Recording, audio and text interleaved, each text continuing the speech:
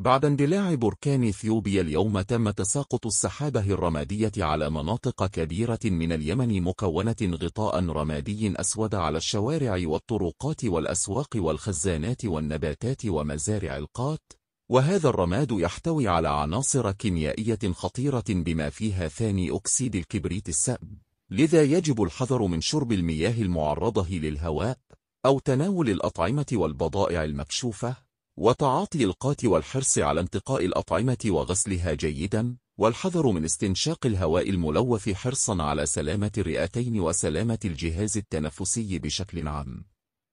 كما يجب غسل اليدين والعينين مباشرة عند ملامسة الرماد كي لا يسبب تهيج التشققات في الجلد والتهابات العينين. نتمنى السلامة للجميع. لا تنسوا الإعجاب والاشتراك في القناة.